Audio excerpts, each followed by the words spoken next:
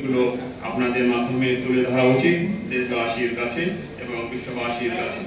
এর মধ্যে এই বিষয়টা নিয়ে আমরা এর আগেও কাজ করেছি। আজকেও আমরা হিন্দু মহাজোটের পক্ষ থেকে আমাদের লিখিত বক্তব্যটি আমরা আপনাদের মাধ্যমে আমরা জানাবো। ইতিমধ্যে আমাদের মাঝে আমাদের যুগ্ম সাধারণ সম্পাদক বৃন্দ এবং সহসভাপতি বৃন্দরা উপস্থিত হয়েছেন। আমরা অল্প কিছুক্ষণের মধ্যেই আমাদের লিখিত বক্তব্যটি পাঠ করবো। এরপরে যদি সাংবাদিক ভাইদের কোনো প্রশ্ন থাকে লিখিত বক্তব্যের উপরে বা দেশের সামগ্রিক ব্যবস্থা সামগ্রিক পরিবেশের উপরে আমাদের সহসভাপতি সুনীল মালাকার এবং তপন কুমার হালদার মহোদয় এই বিষয়গুলোর উপরে প্রশ্নের উত্তর এবং বক্তব্য রাখবেন। যে বিষয়টা নিয়ে আমরা আজকে আলোচনা করতে চাই, ইতিমধ্যে আপনারা সেই বিষয়গুলো দেখেছেন এবং আমাদের প্রেস রিলিজের মাধ্যমে আমরা আপনাদেরকে অবহিত করেছি। আমরা অল্প কিছুক্ষণের মধ্যেই কিন্তু মহাজোট থেকে যে প্রেস রিলিজটি আজকে আপনাদের মাধ্যমে দেশবাসীকে দেওয়া হয়েছে সেই প্রেস রিলিজটি আমরা আনুষ্ঠানিকভাবে আমরা জানাবো। নিরাপত্তা বাহিনী দিয়ে সার্বিক নিরাপত্তা ব্যবস্থা জোরদার করা এবং সংখ্যালঘু কমিশন ও সুরক্ষা আইনের প্রণয়নের দাবিতে আজকের এই সংবাদ সম্মেলন। প্রিয় সাংবাদিক ভাই ও বোনেরা, আমি লিখিত বক্তব্য পাঠ করছি। পলাশকান্তি দে, নির্বাহী মহাসচিব ও মুখপাত্র। আজ এদেশের হিন্দু সম্প্রদায়ের মঠ মন্দির প্রতিমা ভাঙচুর, হিন্দু বাড়ি ঘরে অগ্নিসংযোগ লুটপাটের কথা দেশবাসী সহ বিশ্ববাসী জানতে পেরেছে। এদেশের হিন্দু সম্প্রদায় আশা করেছিল সরকারের পদ পরিবর্তনের কারণে সাম্প্রদায়িকতা ও রাজনৈতিক বলি তারা হবেন না, কিন্তু প্রতিনিয়ত এদেশে ধারাবাহিকভাবে সংখ্যালঘু নির্যাতন হচ্ছে।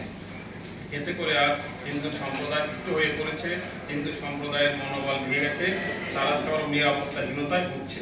দেশে এমন অবস্থা সৃষ্টি হয়েছে যে হিন্দু সম্প্রদায় এখন তাদের বাড়ি, নারী, মন্দির এবং ব্যবসা প্রতিষ্ঠানকে ঝুঁকিপূর্ণ মনে করছে।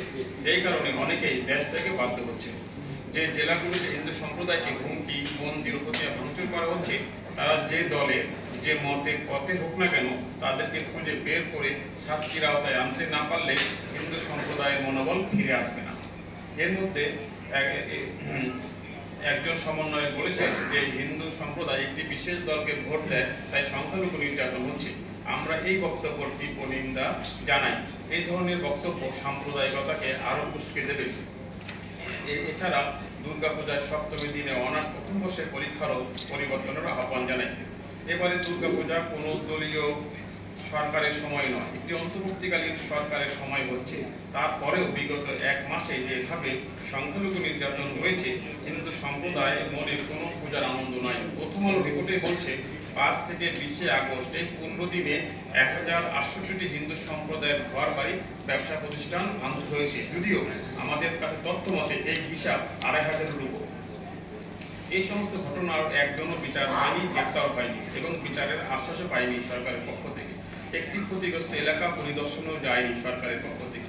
এই সমস্ত ভীতকর পরিবেশের মধ্য দিয়ে অতিক্রান্ত করছে বাংলাদেশের হিন্দু সম্প্রদায়। অবস্থা দেখে মনে হচ্ছে বাংলাদেশের হিন্দু সম্প্রদায়ের উপরে রেড অ্যালার্ট জারি হয়েছে এবং 10 নং বিপদ সংকেত চলছে।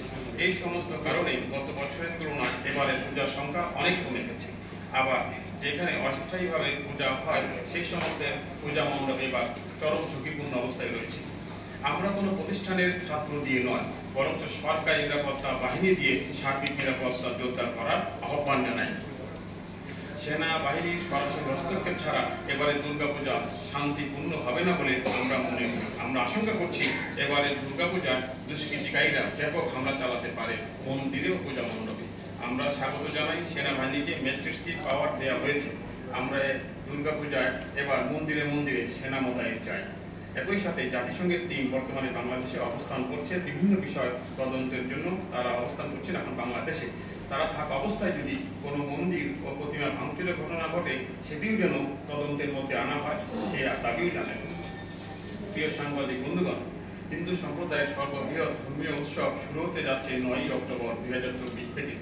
শারদীয় দুর্গোৎসব শুধু হিন্দু সম্প্রদায়ের অন্যতম ধর্মীয় উৎসব তাই নয়, এই উৎসব সমস্ত বাঙালি জাতি ঐক্যের ও মিলনেরও মহোৎসব। হিন্দু সম্প্রদায়কে 5 দিন ব্যাপী ধর্মীয় কর্মযজ্ঞের ব্যস্ত থেকে ধর্মীয় রীতিনীতি মেনেই দুর্গাপূজা সম্পাদন করতে হয়।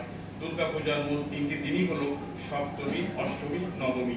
এই উপলক্ষে দিন রাত ব্যস্ত থেকে ধর্মীয় অনুশাসন মেনে সার্থকভাবে দুর্গাপূজা সম্পাদন করতে হয়।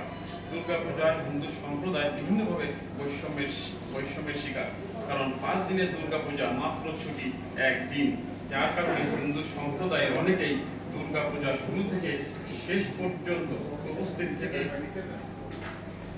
থেকে পূজার আনন্দ ও ধর্মীয় যজ্ঞ শেষ করতে পারে না। এমনকি পরিবার পরিজনের সাথে একসাথে পূজার আনন্দ ভোগ করতে পারে না।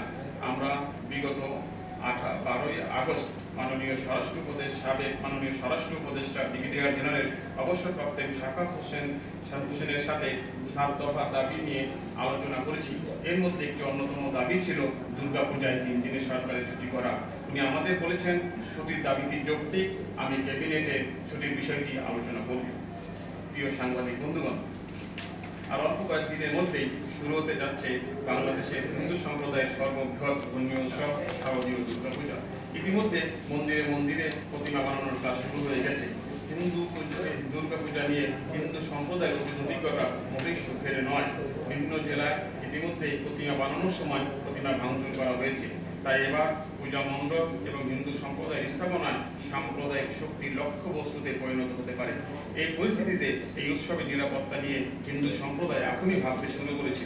2021 সালের দুর্গাপূজা সাম্প্রদায়িক হামলা এখনো আমরা ভুলি নাই। ইতিমধ্যেই দেশের বিভিন্ন স্থানে দুর্গা প্রতিমা বানানোর সময় ভাঙচুর করা হয়েছে।